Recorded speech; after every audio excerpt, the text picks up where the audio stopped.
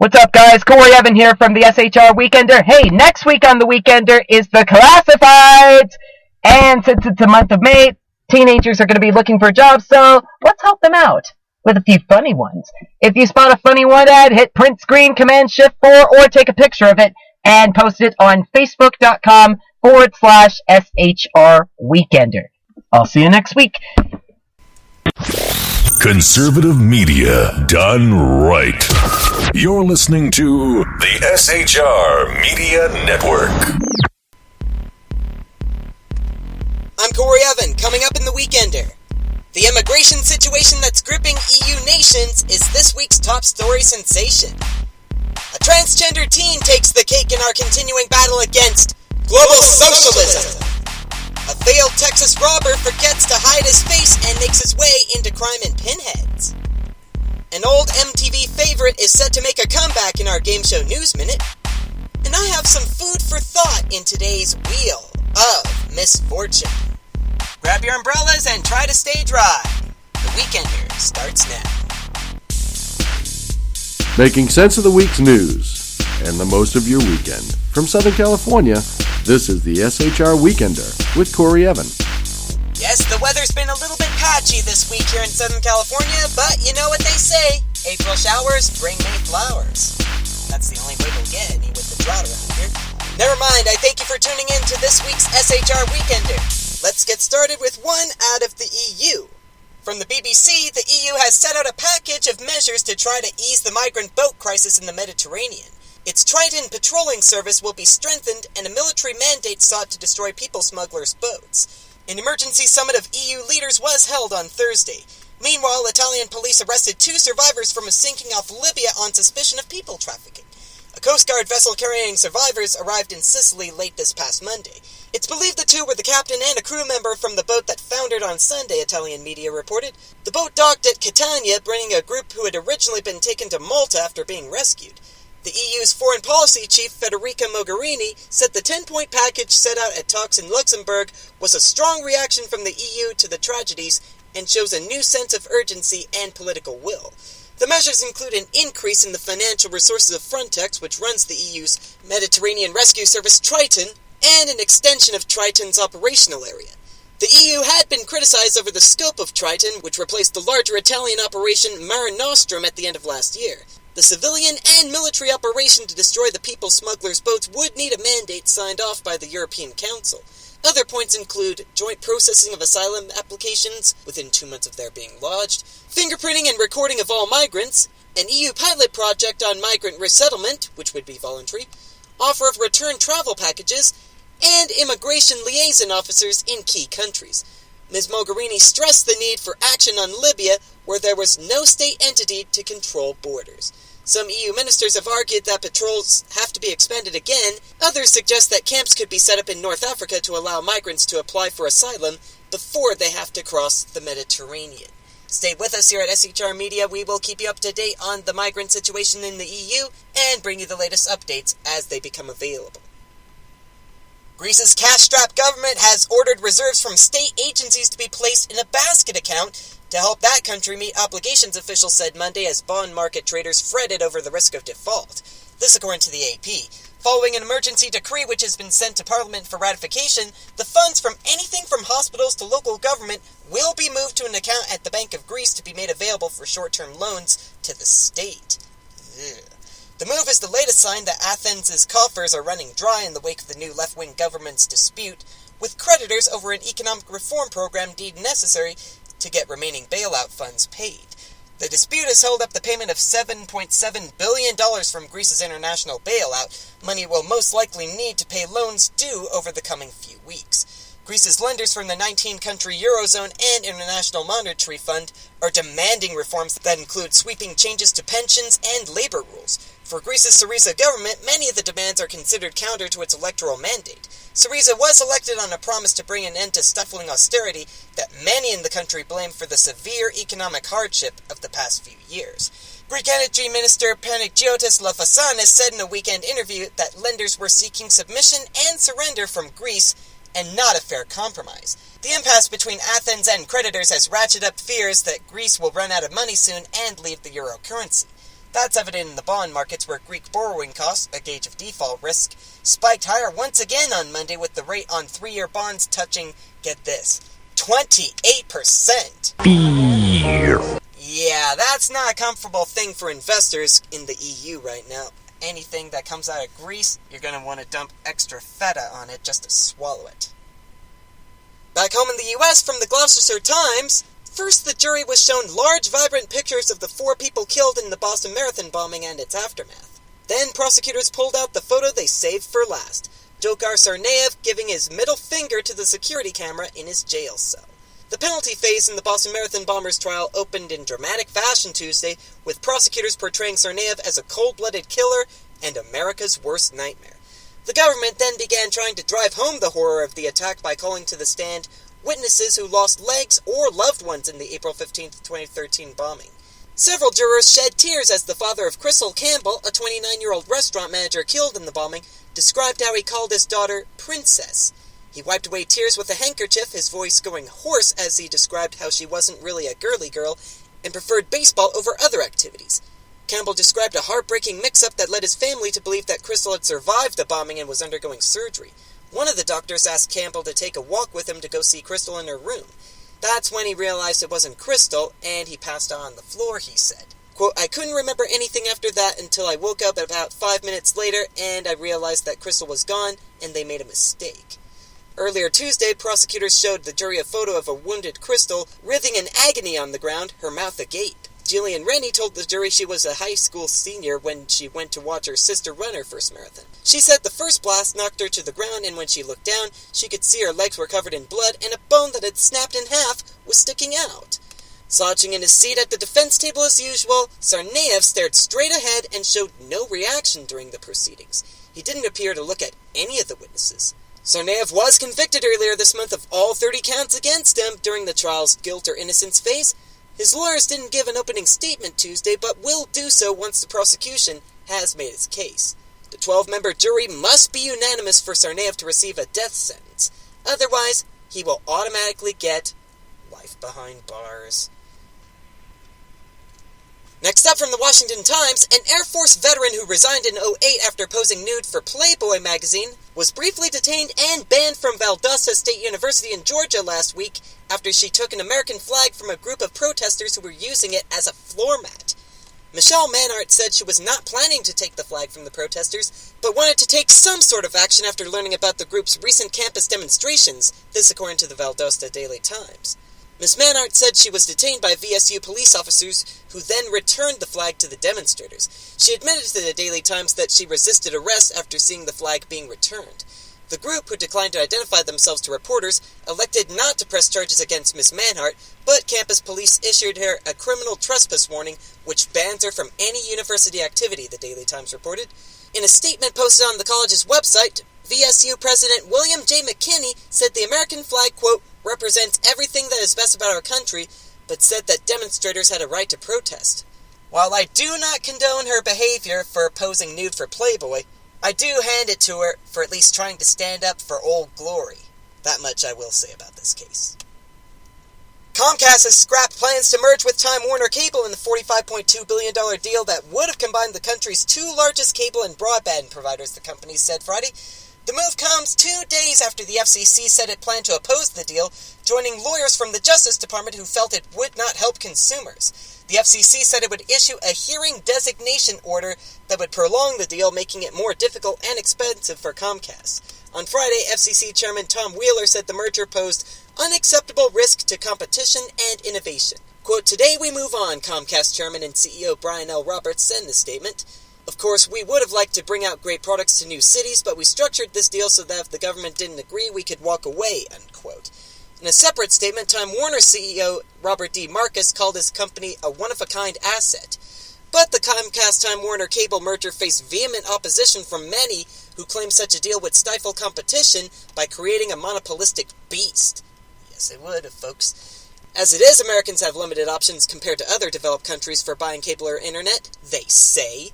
A combined Comcast and Time Warner would have represented 54% of the entire U.S. broadband market. None of which is available in my studio right now. I mean, come on guys, lay down the cables now that you've freed up the money to do so. $45.2 billion. Imagine what you could do with that sort of stuff. You could increase speeds for very little cost to the consumer. Thank goodness they called it off. But here's one thing that will never be called off: our continuing battle against global socialism. South Carolina's Motor Vehicles Agency will change its driver license photo policy as part of a settlement reached with a transgender teenager who was required to remove her makeup for her picture last year, lawyers said on Wednesday to Reuters. Chase Culpepper, age 17, accused the State Department of Motor Vehicles of sex discrimination and violating her free speech rights in a lawsuit filed in federal court in September. Under the terms of the settlement approved on Monday in U.S. District Court in Columbia, the agency will allow license applicants to be photographed the way they regularly appear, even when their makeup, clothing, or accessories do not match traditional expectations of gender. The teen said she was humiliated when workers at the DMV office in Anderson, about 100 miles northwest of the state capital, Columbia, told her she needed to look male for her license photo in March 2014. They let her wear pearl earrings, but demanded she remove the mascara and eyeshadow she regularly wore before they would take her photo. At the time of the incident, she used male pronouns to refer to herself, but now identifies as transgender and prefers female pronouns, according to the Transgender Legal Defense and Education Fund. And you can add Jeb Bush to the list of Republicans who are actually celebrating the imminent confirmation of Attorney General nominee Loretta Lynch. Quote, "Sounds to me like a victory," the all-but-certain 2016 candidate said Tuesday night on the Michael Medved show. "Getting rid of current Attorney General Eric Holder has got to be a win," he added in a not-so-subtle dig at Obama's top law enforcement officer. A confirmation vote for Lynch, the Brooklyn U.S. Attorney Loretta Lynch, who would be the first black female Attorney General, has been held up by Senate Republicans for months due to a litany of issues, most recently a controversial human trafficking bill that includes anti-abortion language that Republicans have insisted must be handled before a vote on Lynch's confirmation. Lawmakers struck a deal earlier this week, however, to move forward with the vote on Thursday. Okay, it's not the fact that Miss Lynch is an African American that bothers me. I have no problem with people of different races and religions running different agencies here in the U.S., but anything that Jeb Bush approves of these days, I have to go over with a fine-tooth comb because, as you know, ladies and gentlemen, he has refused to drop his support of the rotten core. And until he does, anything that he approves of gets the 20 questions treatment from me. So, when will lawmakers stop pandering to teenagers?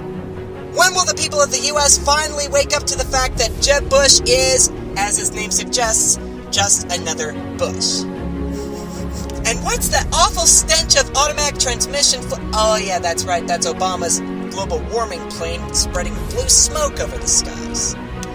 Stay tuned for developments in our continuing battle against global socialism. After the break, a failed Texas robber fails to cover his face and becomes the latest failure in Crime and Pinhead, One of Randy Jackson's favorite shows is coming back to MTV in our Game Show News Minute. And we have a little bit of food for thought in today's Wheel of Misfortune after the break.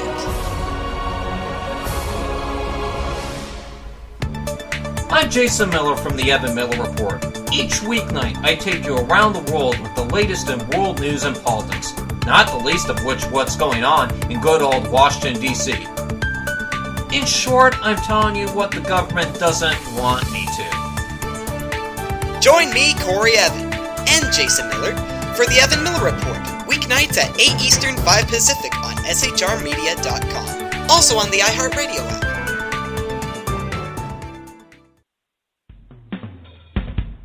This is Tammy Jackson, inviting you to join me on the Tammy Jackson Show every Tuesday night at 7 p.m. Pacific on the 405radio.com. Put down that remote and tune into the show that covers politics, guns and the Second Amendment, religious liberties, sanctity of life, the military, and more. I host newsworthy guests and work hard to be a conservative radio show that's not like all the others. So save Tuesday nights at 7 p.m. Pacific for me, Tammy Jackson, on the 405media.com.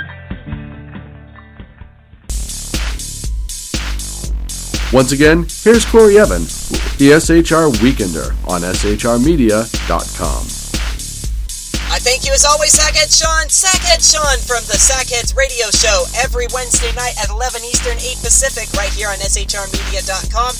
And just a note, Mr. Sackhead Sean, anyone suggests that it become illegal to talk about politicians and their dumb water laws, I'd say, even if it does become law, let's keep talking about them anyway. I mean, it's a death worth dying. I mean, if nothing else, we'll go down doing the white man boogie. But never mind, it's time to find out who botched their crimes this week in Crime and Pinheads. Yes, it's one of my favorite times of the week where we find out about the stupid crimes that made the news. Crimes so stupid or stupidly carried out that was only a matter of time before you got to hear about it. Such as this one. Surveillance images have been released of a man who unsuccessfully tried to hide his face during a robbery at a West Side convenience store. This is according to NBC4 San Antonio.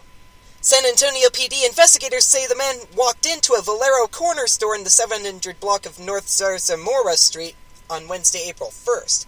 Police say he put a t-shirt on his head in an attempt to conceal his identity, but it really only managed to cover one side of his head. Surveillance cameras were still able to get good images of the man's face. Officers say the man showed a knife and demanded money, which he got. The clerk was not hurt. And the fact that it happened on April 1st, great little April Fool's joke to yourself, sir. And whoever you are, you still haven't turned yourself in. Why not? I mean, your face is still visible. In fact, I think I went to school with this guy. No, I'm kidding, ladies and gentlemen. I've never been to Texas in my life. Though I want to now, just so I can find this guy and have him arrested.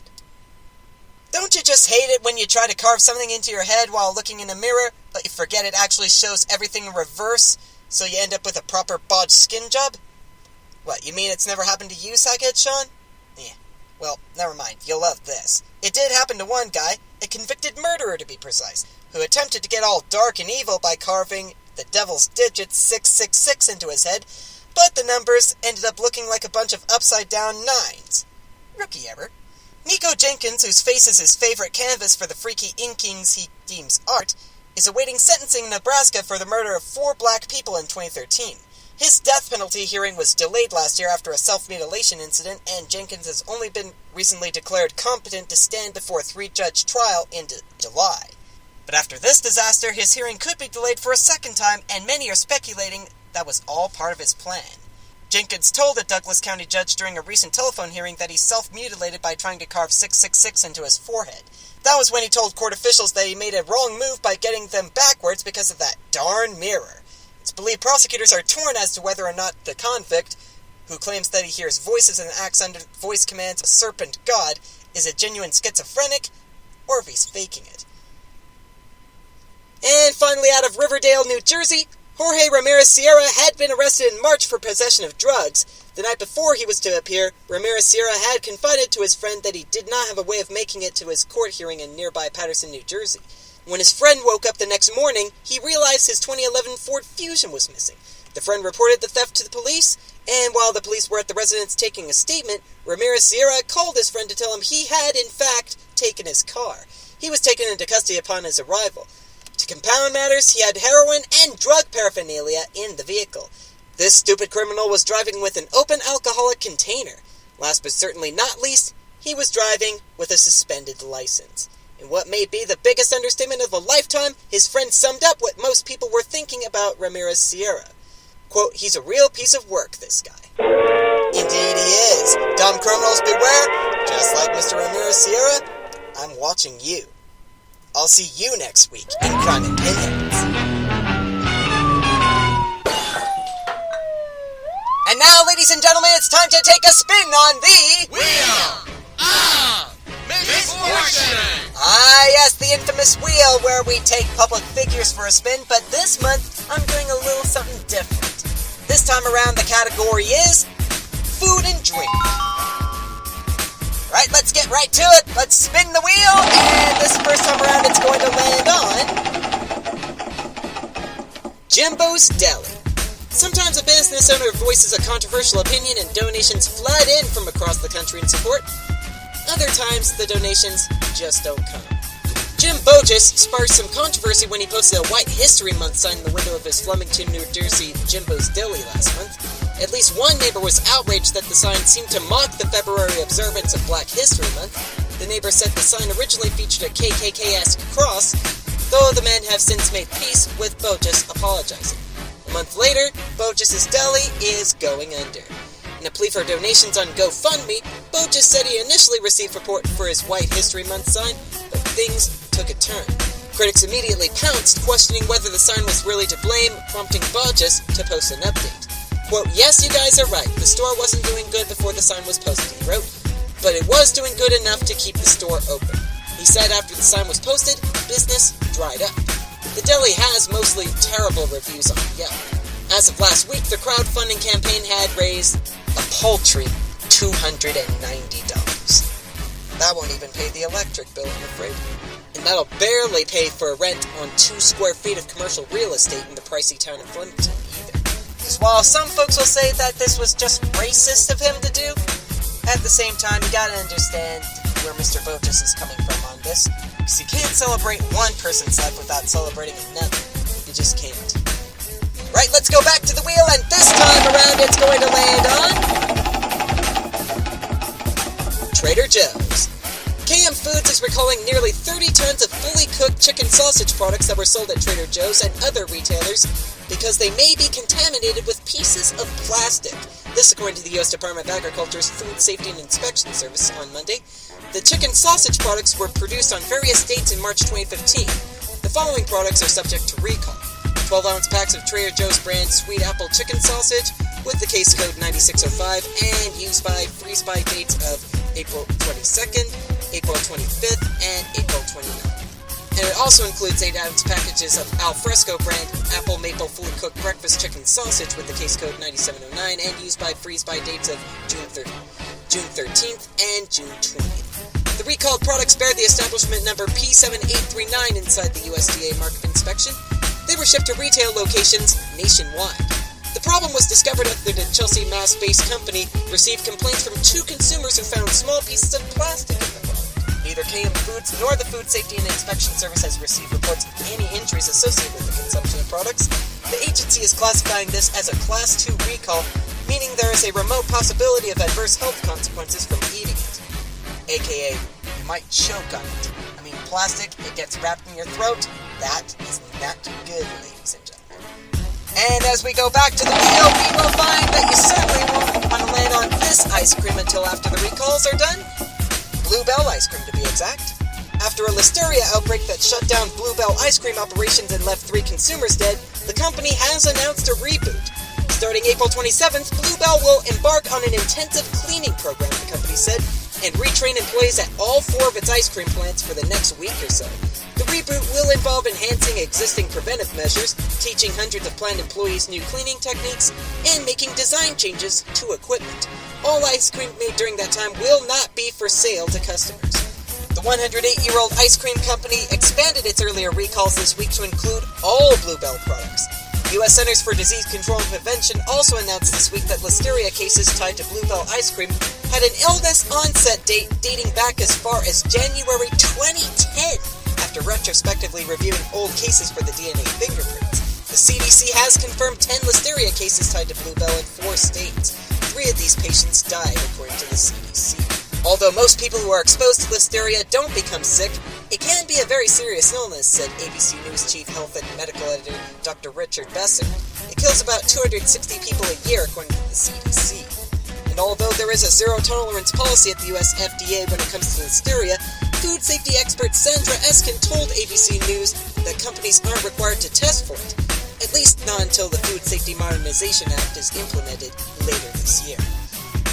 Gotta love how 2020 hindsight policies finally kick into gear once people have already died because of preventable diseases. But at the same time, I don't blame the companies themselves because, well, preventing disease is a hard thing, and sometimes older equipment can hamper your efforts, it must be admitted. So, with the Modernization Act going into effect, I bet you not only are we going to see more inspections required at these facilities, it's also going to affect your pocketbook, I have a feeling. Right, I thank you for taking a spin with us on the Wheel of Misfortune. When we come back from this break, America's Best Dance Crew is making its appearance in our Game Show News Minute. And this week's tip of the week is for you entrepreneurs out there. You're listening to the SHR Weekender, and I'm Corey Evan. We'll be right back.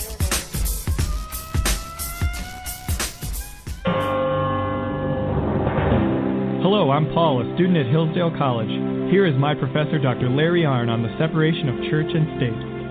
America's founders believed in the separation of church and state, in that the country was not to have an official religion or an official sect. But that did not mean that government was to be hostile to religion, or even indifferent to religion, as many today argue. In fact, America's founding document, the Declaration of Independence, includes both a reference to God as the author of the laws of nature and a confident assertion that human beings are endowed by their Creator with certain inalienable rights. Far from being hostile or indifferent to religion, America's founders understood the theology of the Declaration to be an essential part of the education of citizens. This Constitution Minute was brought to you by Hillsdale College. To join the national conversation on the Constitution, go to constitutionminute.org.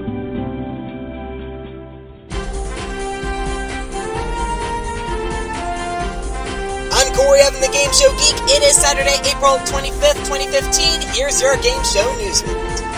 Host and award-winning chef Gordon Ramsay and acclaimed chef Graham Elliott welcome Judge Christina Tozzi, renowned pastry chef, owner and founder of New York City's Milk Bar, to Season 6 of MasterChef, premiering with a special 2-hour event Wednesday, May 20th. There are going to be 40 contestants from all walks of life representing 16 states, all with the hopes of turning their culinary dreams into reality. Food Network is ordering extra helpings of 2 program genres that have reliably filled its schedule for some time. Road trips that explore how certain kinds of cuisine is served, and a bevy of competition programs. Cutthroat Kitchen, Spring Baking Championship, Cake Wars, Camp Cutthroat, Crazy Kitchen, and yes! Guys Grocery Games are all coming back with new episodes later this year. You can check out all the latest on foodnetwork.com. And MTV is reinventing the hit competition series America's Best Dance Crew with 6 all-new VMA-themed episodes. All-star dance crews from previous seasons return with their amazing moves and innovative choreography. Hip-hop star T-Pain, good music recording artist Teyana Taylor, and TV and Broadway will judge the all-star season of America's Best Dance Crew, Road to the VMAs, premiering Wednesday, July 29th.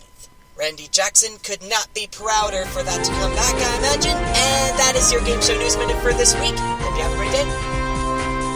You know what, ladies and gentlemen? When I was at Palomar College, I actually auditioned for an America's Best Dance Crew knockoff there. But, naturally, I didn't make it.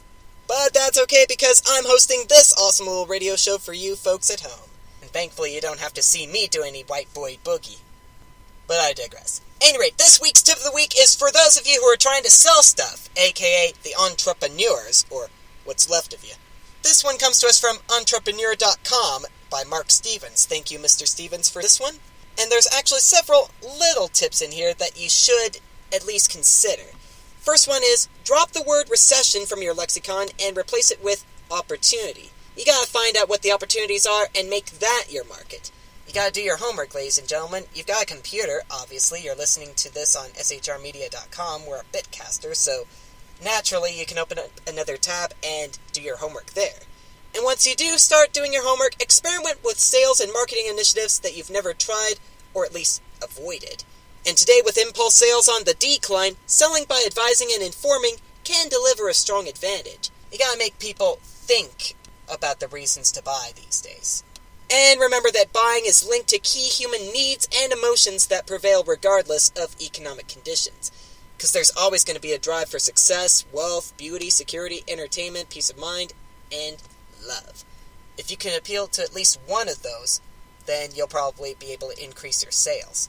But no matter what, my entrepreneurial friends, make sure that you stay focused in your efforts to keep the entrepreneurship going. And I thank you for listening to the SHR Weekender for this Saturday, April 25th, 2015. Follow us on Facebook and Twitter. You'll be glad you did. For all of us at SHR Media, we thank you very much for listening.